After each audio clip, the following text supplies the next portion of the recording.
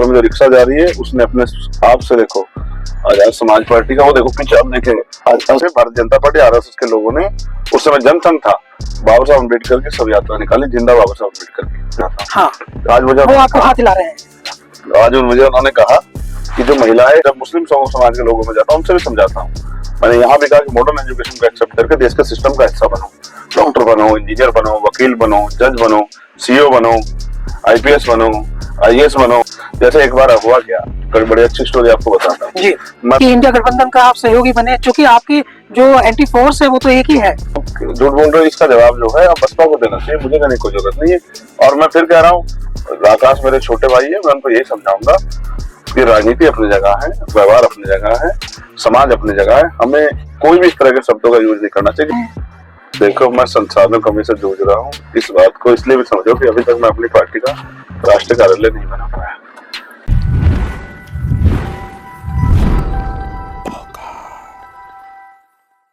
हमारे साथ है चंद्रशेखर आजाद, जो भीम आर्मी के संस्थापक हैं और आजाद समाज पार्टी के राष्ट्रीय अध्यक्ष हैं। चंद्रशेखर आजाद नगीना से चुनाव लड़ रहे हैं। नगीना अपने आप में जो है वो भारत में खास मकाम रखती है, खासकर दलित मुस्लिम एकता के लिए एक आइडेंटिटी रखती है। 70% यहाँ दलित मुस्लिम समाज के लोग रहते हैं और नगीना में आज हम दिन भर पूरे दिन हम उनके कार्यप्रणाली को देख रहे हैं। शाम के 5 बजे होंगे और रमजान का महीना भी है और जिस गांव में भी वो जाते हैं वो कम से कम 2 कार्यक्रम जरूर करते हैं। सुबह से अब तक 10 से 12 कार्यक्रम कर चुके हैं और इनके साथी लोग बता रहे थे कि पूरी देर रात तक 12 बजे तक भी ये कार्यक्रम करते रहते हैं, कम से कम लोगों से मिलते रहते हैं। चंद्रशेखर भाई बहुत स्वागत है आपका। धन्यवाद कैफ भाई। चंद्रशेखर भाई एक तो हम ये जरूर जानना चाहेंगे कि आज दिन भर आपकी एक्टिविटी देखी, काफी बिजी है शेड्यूल। जी, लोकसभा बहुत बड़ी लोकसभा है, 5 विधानसभाएं और हर विधानसभा का जो क्षेत्रफल है वो काफी बड़ा है जी। और पॉपुलेशन के हिसाब से जो वोट है यहाँ 17.5 लाख। मेरा ये प्रयास है कि हम सभी तक पहुंचने में कामयाब हो जाए।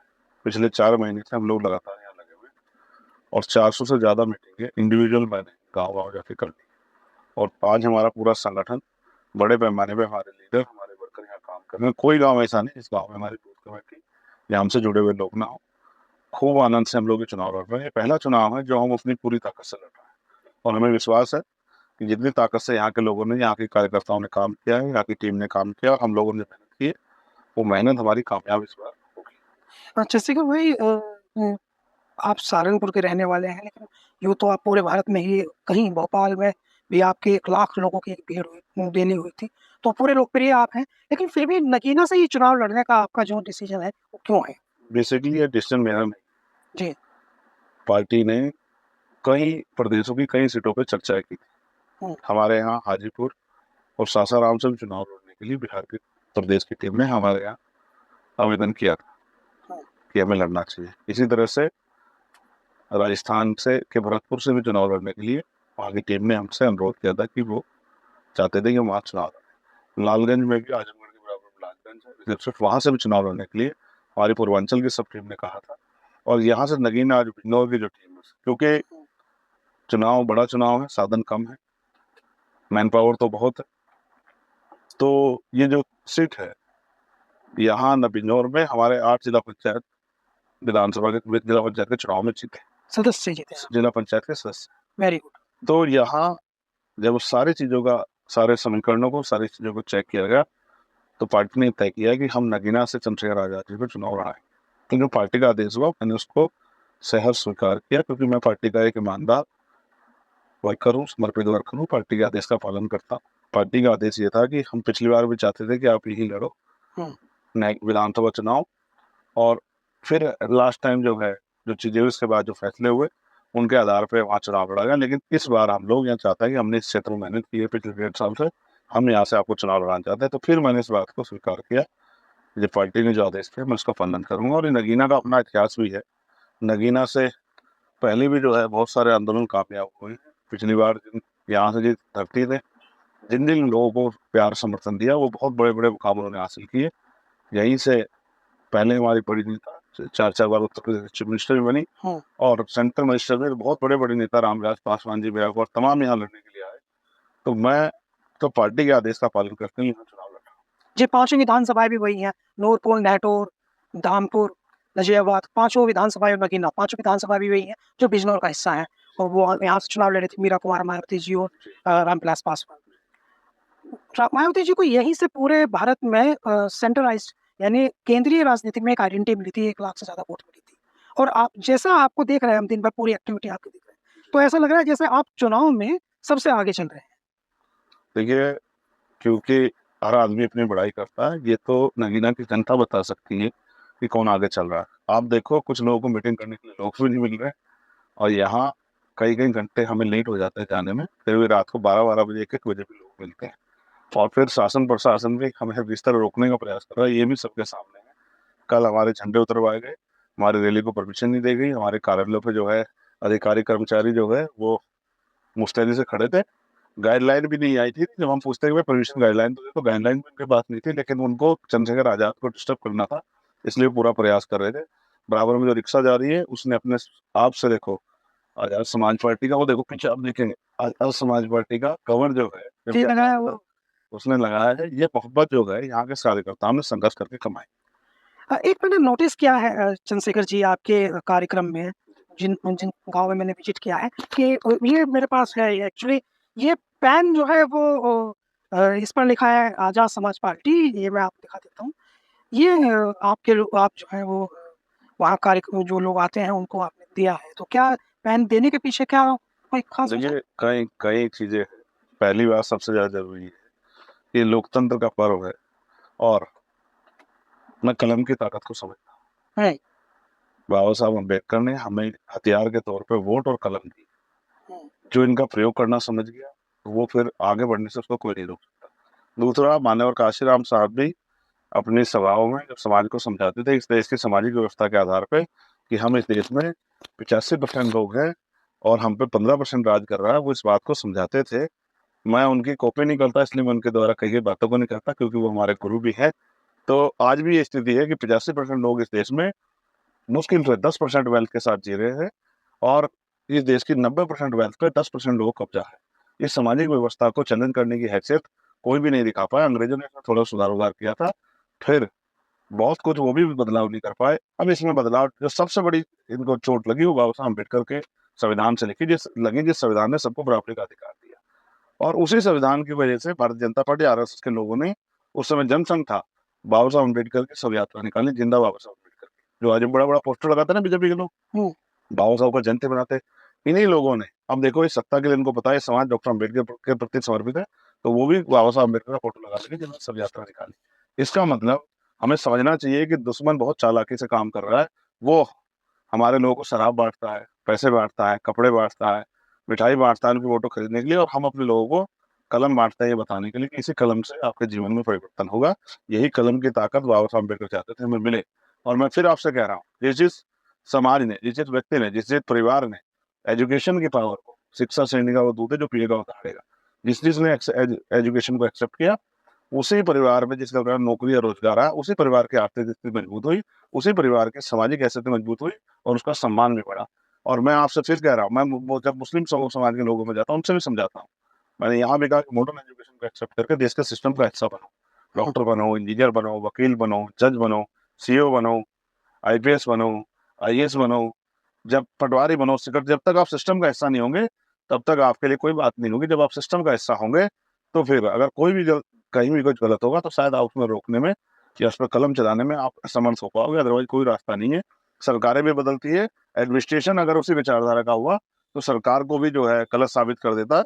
इसलिए जो है मेरा ये मानना है कि हमें एजुकेशन की पावर को समझना चाहिए और मॉडर्न एजुकेशन को एक्सेप्ट करके इस देश में हम लोग राजकाज में भी हिस्सेदार बने और जो व्यवस्था है एडमिनिस्ट्रेशन की उसमें भी हमारी हिस्सेदारी होनी चाहिए। उसके लिए भी हमारा प्रयास है कि लोगों तक बात जाए। एक मैंने एक बात और नोटिस की है, आप दिन भर आपका एक्टिविटीज़ देखने के बाद में, कि हर गाँव में आपके 2 कार्यक्रम ज़रूर होते हैं। एक कार्यक्रम होता है मुस्लिमों के बाहुल इलाके में, दूसरा होता है दलितों के बाहुल इलाके में। 2 कार्यक्रम हर गाँव में आपके ज़रूर होते हैं। तो ये एक गाँव में 1 कार्यक्रम वाली थ्योरी भी हमको लगता है कि नहीं कर पा रहे हैं प्रत्याशी। आपके एक गाँव में 2 कार्यक्रम हो रहे हैं। देखिए इस थ्योरी के पीछे 2 चीजें हैं। जी, पहली ये कि मैं संयुक्त कार्यक्रम भी कर सकता हूँ, जी, लेकिन वो जो गाँव में अक्सर जगह है वो छोटी जगह है। जी, छोटी जगह। जैसे गुरु घर है उसमें इतनी जगह है। हुँ, और दूसरी बात है ना, जो मुस्लिम समाज के लोग हैं वो भी कहते हैं, वो वहाँ भी आते हैं लेकिन वो कहते हैं एक प्रोग्राम हमें अपने लोगों में भी करना है। ओके, ये होता है ना एक्चुअली। हाँ, क्षेत्रों में। मगर मैंने आज महसूस किया वो कंपटीशन से नहीं करते। हाँ, संवाद। उनके कहने का मतलब ये है कि जब आप उधर आ गए हो, तो यहाँ के लोगों को भी जो माएँ-बहनें नहीं जानती, स्पेशली सबसे बड़ा कारण मैं आपको समझाता हूँ। हाँ, आज मुझे वो आपको हाथ हिला रहे हैं। आज मुझे उन्होंने कहा कि जो महिलाएँ हमारी पर्दा-नशीन हमारी बहनें हैं, वो जो वहाँ नहीं जा पाएँगी, वो यहाँ घरों पे, छतों पे चढ़ के आस-पास रह के आपको देख लेंगी। तो आप यहाँ पे प्रोग्राम करके अपनी बात समझाओ, क्योंकि इनको समझाना बहुत ज़रूरी है। और जब तक हम अपने निशान को लोगों तक नहीं पहुँचा पाएँगे, तब तक वो हमें वोट भी देना चाहें और हमारा निशान उनके दिमाग में ना हमारा नया सिंबल है, तो बहुत बड़ा नुकसान हो जाएगा। उनके जो दिलों के जज़्बात हैं, वो वोट की ताकत में नहीं बदल पाएँगे। इसलिए हम जाके अपने चुनाव चिन्ह को और अपनी बात को और आज के हालात को लोगों को समझाने का काम करें। हाँ, अभी आपसे बातचीत हो रही है तो सिंबल का ज़िक्र आपने खुद ही कर दिया, तो मेरे पास एक सवाल आ गया। आपके जो दोस्त हैं, हनुमान बेनीवाल, जो आपके साथ मिलकर के राजस्थान में चुनाव भी लड़े थे, आपके सहयोगी भी थे, वो आज ही इंडिया गठबंधन में शामिल हुए हैं। तो आपकी भी संभावना है कि आप भी दे अभी कि इंडिया गठबंधन का आप सहयोगी बने, चूँकि आपकी जो एंटी फ़ोर्स है, वो तो एक ही है। देखो, मैं चाहता हूँ मैं आज के दौर के हालात को सोचा, इसलिए मैंने कहा कि हम ज़्यादा सीटों पे नहीं लड़ेंगे। हम पे भी पूरे देश में हमारा संगठन है लड़ने के लिए, हम पे भी हमने पार्टी लड़ने के लिए बनाई है चुनाव। हमने प्रयास सबकी भावनाओं को रोकते हुए हमने तय किया कि हम नगीना से आज के हालात में लड़के बाकी इंडिया गठबंधन का साथ कर देके और भाजपा को रोकने का काम करेंगे। लेकिन अब आप समझो कि क्या परिस्थिति रही। कोई कुछ लिखता है, कोई कुछ अपनी भावुकता को जो अपने जो है झूठ को छिपाने के लिए कोई किस तरह की बातें करता है। यहाँ तो एक सूत्रीय कार्यक्रम ये था, मैंने पहले दिन से कहा इंडिया गठबंधन के सारे लोगों से मेरी बात हुई। शरद पवार जी से भी हुई, कांग्रेस के लोगों से भी हुई, अखिलेश जी के यहाँ भी हुई, तमाम लोगों से बात हुई। मैंने सबसे कहा कि मुझे सिर्फ एक सीट लड़नी है, इसलिए क्योंकि जब मेरे ऊपर गोली चली, तो किसी सदन में कोई आवाज़ नहीं उठी। जब मेरे जैसे व्यक्ति पे गोली चलने पे कोई सवाल नहीं पूछा जाता सरकारों से, ना केंद्र की सरकार से, ना स्टेट की सरकार से, वो कानून व्यवस्था की बात करते हैं, तो भाई मेरे लोगों के लिए कौन बोलेगा? अभी रामपुर मिल्क में गोली चली, एक 17 साल के नौजवान को जो पेपर दे के आया था, उसका भेजा फाड़ते हुए गोली चली, पुलिस की गोली से वो मरा, बाबू साहब के बोर्ड के ऊपर। आप बताओ किसको तकलीफ हुई? तो मुझे तो दलितों, पिछड़ों, आदिवासियों, मुसलमानों की, जैन, सिख, बौद्ध, ईसाई, पारसी सब लोगों की फिक्र है। ईसाइयों की फिक्र है कि उनके साथ जुल्म हो रहा है, तो मैं अगर वहाँ जाके नहीं बोलूँगा पार्लियामेंट में, तो मेरे लोगों की सुनवाई कौन करेगा? जिनका नेता नहीं होता, उनकी बात भी कोई नहीं करता, जिनका दल नहीं होता, उनमें बल नहीं होता, जिनका बल नहीं होता, उनकी समस्या का हल नहीं होता। तो हम ये राजनीति या कोई पैसा कमाने के लिए या तनख्वाह पेंशन के लिए थोड़ा ही कर रहे हैं। हम तो अपने लोगों की आवाज़ बनने के लिए कर रहे हैं कि जो उनके बुनियादी मुद्दे हैं, वो तो सुने जाए। आज किसान को देखो, कितनी बड़ी संख्या किसान की, लेकिन उसको 13-13 महीने आंदोलन करने पड़ते हैं, तो सरकार झूठे वादे करके उनको चलता कर देती है, फिर उनको एहसास होता है कि भाई हम तो ठग गए। तो जब तक पार्लियामेंट में मजबूत आवाज़ नहीं जाएगी और सरकार से जवाब नहीं माँगी, तब तक सरकार क्यों सुनेगी? रंगीला के लोग क्या बोला? रंगीला तो बहुत लोग एमपी बना है, आप ये देखो यहाँ क्या हुआ? यहाँ ना एक हॉस्पिटल है, मेरे मेरे दिल में है ये इच्छा कि एम्स जैसा हॉस्पिटल बने। हाँ। यहाँ इंडस्ट्रियल एरिया लग के यहाँ रोजगार के साधन हो, कुटीर उद्योग लग के यहाँ की महिलाओं को रोजगार मिले। यहाँ की जो बहन बेटियाँ हैं उनके लिए अच्छे स्कूल, कॉलेज और यूनिवर्सिटियाँ बने। बहुत सारे प्लान हैं जो उनको रोजगार देने के प्लान हैं। जो नौजवान बेरोजगार घूम रहे हैं, बैकलॉग पे बात हो, प्रमोशन रिजर्वेशन पे बात हो, जो सुप्रीम कोर्ट ने भी कहा बीजेपी ने इतने से तो लागू करे, मैं तो एससी एसटी ओबीसी सबके लिए मांग रहा हूँ। तो मैं फिर आपसे ये कह रहा हूँ, आज हमारे पढ़ा लिखा कर्मचारी अधिकारी भी परेशान है। बहुत एक कई अधिकारी ऐसे जिनको बहुत लंबे लंबे पोस्टिंग भी नहीं मिली सिर्फ जाति की वजह से। तो जाति के आधार पर भेदभाव सारी सरकारें करती है, इसलिए हम तो अपना काम कर रहे हैं कि हम अपनी राजनीतिक ताकत बना के अपने लोगों की आवाज बनाएं और अपने लोगों की आवाज बना के जो जुल्म यहाँ हो रहा है न्याय को रोकने का काम करें, सरकारों को मजबूर करें कि वो इनकी खैर खबर ले। तो वो जो स्थापित ताकतें हैं, वो आप इतना फ्लो में बोलते हैं, इतना अच्छा बोल लेते हैं और आपके अंदर पे वो सब दर्द भी है, बाहर भी आता है, उसका संघर्ष भी दिखा है। तो कहीं उनको एंटी दलित, एंटी माइनॉरिटी फोर्सेस जो है, वो इसलिए तो आपको जाने से नहीं रोकना चाहती कि चले गए तो ये कुछ कर देंगे? अब फिर मैं आपसे कहूँगा कि मुझे एक बयान याद आता है मौलाना सलमान अजहरी साहब जी। कि अगर इस्लाम को खत्म होना तो करबला में खत्म हो जाता है। फानूस बन के जिसकी हिफाजत खवा करे वो समा कैसे बुझे जिसको रोशन खुदा करे।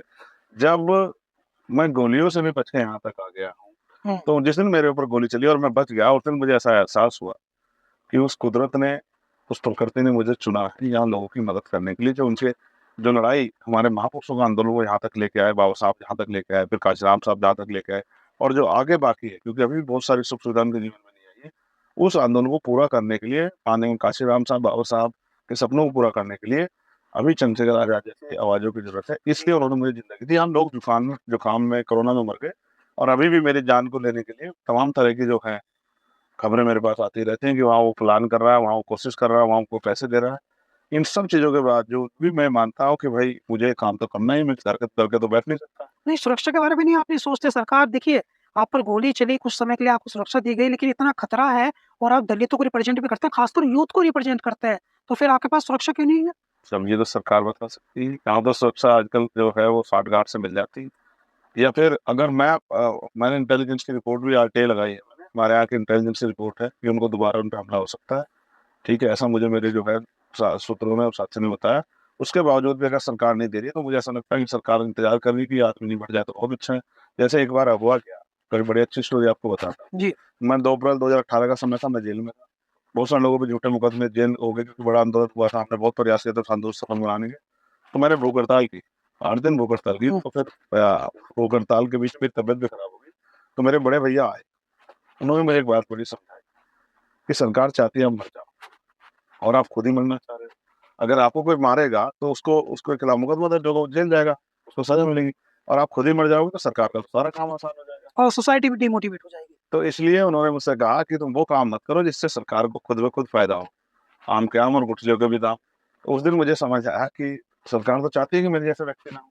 जब मेरे जैसे व्यक्ति नहीं होंगे तो जो जुल्म हो रहा है उसको कौन रोकेगा, कौन लड़ेगा अन्याय के खिलाफ, कौन लड़ेगा दलितों, पिछड़ों, मुसलमानों, आदिवासियों की लड़ाई। जो जुल्म हो रहा है उस पर आवाज नहीं उठाएंगे तो रुकेगा कैसे? कोई सवाल नहीं पूछेगा तो करने वाले की टांगे कैसे कांपेगी जब तक ये डर नहीं होगा कि जेल जाना पड़ेगा और जो है सजा हो। तो हम अपनी लड़ाई लड़ रहे हैं और मैं जानता हूँ ये लड़ाई आज नहीं तो कल आगे बढ़ेगी। और फिर निडर और बेखौफ होकर। आप समझ लो, जब सीबीआई ईडी इनकम टैक्स से नहीं डरता, जेल मुकदमा नहीं डरता, 16-16 महीने जेल काटे, 2-2 बार तिहाड़ देख ली, अब काहे कर लेना? मौत तो एक दिन आएगी, मौत की परवाह करके अगर अपने जो अपना किरदार है उससे समझौता कर लेना फिर बचेगा क्या? हाँ, गुड। एक बात और समझने की है और ये सवाल भी बहुत महत्वपूर्ण है। देखिए, आजकल का जो चुनाव है, हम लोग देख ही रहे हैं, वो संसाधन बहुत अधिक उसमें लगाए जा रहे हैं, पैसा बहुत अधिक झोंका जा रहा है और आप जो हैं वो मिडिल क्लास फैमिली से आते हैं, आपकी स्थिति वो बहुत मजबूत लोग हैं, धनाढ्य से तो मजबूत हैं ही, दूसरे कारणों से भी मजबूत हैं। आपको लगता है कि आप जो हैं इस संसाधनों की कमी से जूझ रहे हैं? देखो, मैं संसाधन कमी से जूझ रहा हूँ, इस बात को इसलिए भी समझो कि अभी तक मैं अपनी पार्टी का राष्ट्रीय कार्यालय नहीं बना पाया। मैं सब चीज़ों से दरकिनार करके कहता हूँ, मैं किसी भी चीज़ से जूझ रहा हूँ, मगर कहते ना, सपने उन्हीं के पूरे होते हैं जिनके सपनों में जान होती है और पंखों से कुछ नहीं होता दोस्तों, हौसलों से उड़ान होती है। मैंने बिना इन कम संसाधनों के भी बताओ, जो स्थापित पार्टियाँ हैं, जो पैसे वाली पार्टियाँ हैं, क्या उनके प्रत्याशी से आगे चंद्रशेखर आज़ाद नहीं चल रहा है? नहीं, नहीं बताइए, यही दिख रहा है। ये हिम्मत का मामला है और ये हौसले का मामला है। हौसले चंद्रशेखर आज़ाद के बहुत मजबूत हैं और चंद्रशेखर एक ऐसी निडर आवाज़ है जिसको सीबीआई इनकम टैक्स द्वारा कराया जा सकता, जिसको जेल मुकदमों के डर से रोका नहीं जा सकता। अगर कहीं भी अन्याय होगा तो चंद्रशेखर को मुखरता से सरकार को सुनना पड़ेगा और जवाब देना पड़ेगा। मैं इस देश में दलितों, पिछड़ों, आदिवासियों, मुसलमानों, जैन, सिख, बौद्ध, ईसाई, पारसी पर धर्म के आधार पर, जाति के आधार पर जो जुल्म हो रहा है वो होने नहीं दूंगा, किसी भी कीमत पर नहीं होने दूंगा। इसलिए मैं लड़ रहा हूँ। मैं कोई तनख्वाह पेंशन के लिए लड़ रहा हूँ, मुझे एमपी एमएलए बनना था, सुख सुविधा चाहिए थी, बहुत राजनीति करने के लिए बहुत दल थे। मैं ये दल ना बनाता क्योंकि दल में विचार है और विचार के आधार पर अपनी सोसाइटी में बदलाव चाहते हैं, व्यवस्था को परिवर्तन करना चाहते हैं। इसलिए विचार छोड़ के मैं कोई काम नहीं करता। एक बहुत महत्वपूर्ण सवाल है। देखिए, वो चूँकि आप आज़ाद समाज बढ़ा पार्टी लो के मुझे। राष्ट्रीय अध्यक्ष हैं और पूरे भारत में आपका नेटवर्क है। आप पूरे देश में राजनीति करते हैं, राजस्थान में, मध्य प्रदेश में, इवन तेलंगाना में भी आपका बहुत ज़्यादा इम्पैक्टफुल आप हैं तेलंगाना में और मुख्यमंत्री से भी आप मिले थे। सवाल ये है कि आजकल जो है वो थोड़ी-सी भाषा जो है वो आकाश इंसाफ की बदली है। और उन्होंने एक ट्वीट किया और उस ट्वीट में उन्होंने परवीन कुमार साहब को तो कहा कि वो छोड़ के चले गए और कि वो विरोधियों ने बहका लिया। लेकिन आपके लिए उन्होंने पहली बार सम्मानजनक शब्दों का प्रयोग किया और ये नाम ना लिख कर के कहा कि हमारे एक युवा साथी। देखिए, ऐसा है मेरे भाई, और वो मुझसे सीख रहे हैं। मैंने उनको सिखाया कि किस तरह से व्यवहार आदमी का, राजनीति अपनी जगह, व्यवहार अपनी जगह, अपने व्यवहार को खराब नहीं करना चाहिए, ना आपकी छवि खराब हो जाएगी। एक बड़ी बात ये है कि जिस आरएस प्रवीण कुमार की आप बात कर रहे हैं वो बहुत अच्छे, मैं उनको बहुत अच्छा पढ़ा लिखा व्यक्ति मानता हूँ। उन्होंने अपनी नौकरी भी छोड़ी और बहुजन समाज पार्टी ज्वाइन भी की। उससे पहले उन्होंने मुझसे बात की थी। अब सवाल ये है, आपने जब उनको ज्वाइन करा तो आपने बहुत जय जयकार की कि देखिए एक आईपीएस ने ज्वाइन कर लिया, एक आईपीएस ने ज्वाइन कर लिया। चंद्रशेखर तो देखो, चंद्रशेखर तो बातें करते हैं, आईपीएस ने ज्वाइन कर लिया, एक सिटिंग आईपीएस ने जो है आईपीएस की नौकरी छोड़ दी। अब क्या हुआ? जब मैं गया था उन्हीं मुख्यमंत्री से मिलने के लिए, अब तो मुख्यमंत्री भी नहीं है। जब मैं उनसे मिलने के लिए गया, वो भी उनके इन्विटेशन पर उन्होंने मुझे बुलाया कि भाई आके आप हमारी योजनाएं देखिए, हम क्या-क्या योजना दलितों के लिए चला रहे हैं, किसानों के लिए चला रहे हैं। मैं देखने चला गया तो तब आपने कहा कि चंद्रशेखर तो संविधान विरोध से अब वो आईपीएस साहब ही चले गए उधर, अब वो संविधान विरोधी नहीं रह गया। और उन्होंने एक आरोप भी बड़ा मजेदार लगाया कि भाजपा के इशारे पे गठबंधन तोड़ने का प्रयास किया जा रहा था। तो इसका अब बसपा इसका जवाब दे, क्या उन्होंने भाजपा के डर से गठबंधन तोड़ा वो वाला, या जो आईपीएस प्रवीण कुमार झूठ बोल रहा है, या जो है बसपा के लोग झूठ बोल रहे हैं? इसका जवाब जो है अब बसपा को देना चाहिए, मुझे देने की कोई जरूरत नहीं है। और मैं फिर कह रहा हूँ, आकाश मेरे छोटे भाई है, मैं उनको यही समझाऊंगा कि राजनीति अपनी जगह है, व्यवहार अपनी जगह है, समाज अपनी जगह है। हमें कोई भी इस तरह के शब्दों का यूज नहीं करना चाहिए कि बाद में हमें शर्मिंदा होना पड़े, क्योंकि राजनीति में कब किसकी कहाँ जरूरत पड़ जाए, बहन जी ने एक दिन कहा था कि राजनीति में कब किसकी कहाँ जरूरत पड़ जाए, तो ये इस बात को ध्यान में रखते हुए शब्दों का चयन बहुत सोच समझ के करना चाहिए।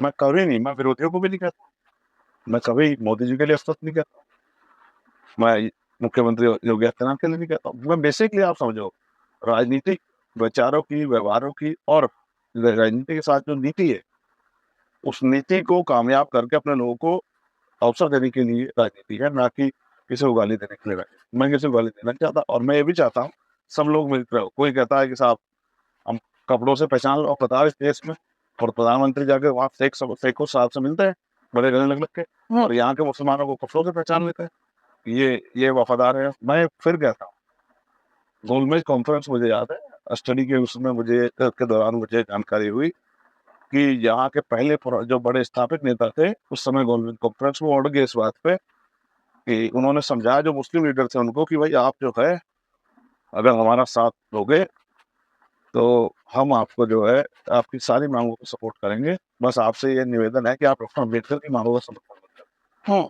लेकिन उस समय के लीडर्स ने कहा, जो मुस्लिम लीडर थे, कि भाई हम डॉक्टर अम्बेडकर का साथ इसलिए देंगे कि वो जो लड़ाई लड़ रहे हैं वो जायज है, और इस्लाम में जो हक की बात होती है, जायज बात होती है, कभी उसकी उसको जो है ना, उसकी वो एक शब्द है बहुत प्यारा था कि